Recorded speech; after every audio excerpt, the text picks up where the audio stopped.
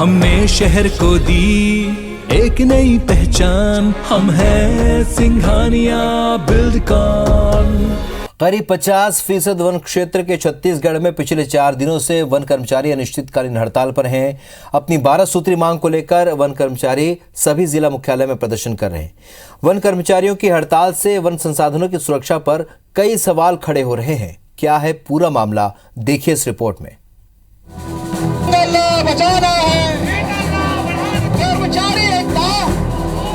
Chhattisgarh one कर्मचारी संघ के बैनर तले प्रदर्शन करते कर्मचारियों की ये वो तस्वीर है जिन पर वन संसाधनों और वन्य जीवों की सुरक्षा की अहम जिम्मेदारी है।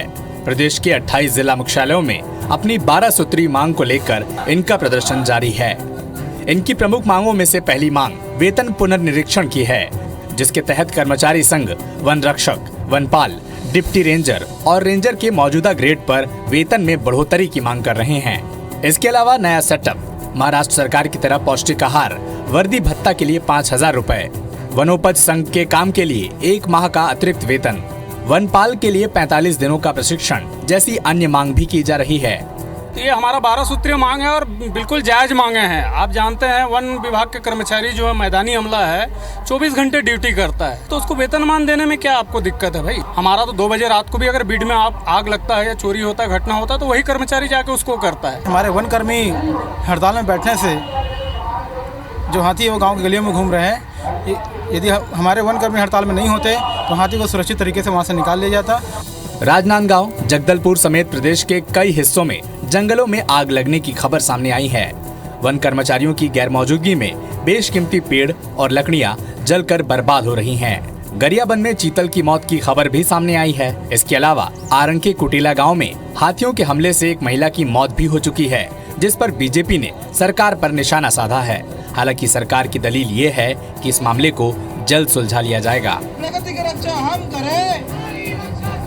छत्तीसगढ़ में 43% भूभाग फॉरेस्ट एरिया है। 43%। अब किस जंगल में कितनी आग लगी है, इसके बारे में यहाँ बैठ के, राजधानी में बैठ के बहुत ज्यादा उत्तर नहीं दिया जा सकता। लेमरू एलिफेंट रिजर्वायर बनाने का भी काम की दिशा में आगे बढ़ रहे हैं और नुकसान के संदर्भ में मैं ऐसा समझता हूँ कि सरकार के द्वारा उसको रोकने के सारे उपाय किए जा रहे हैं। वन विभाग के कर्मचारी भर हड़ताल में नहीं है, पूरा प्रशासन तंत्र डब्बा हो चुका है, बैठ चुका है, जीरो हो गया है। इसके लिए कोई जवाबदार है तो भूपेश बघेल की सरकार है और जनता अब तो उल्टी गिनती शुरू कर दी, दिन गिन रही है। कर्मचारी संघ ने साफ कर दिया है कि जब तक उनकी मांगे नहीं मानी जाती तब तक उनकी हड़ताल जारी रहेगी।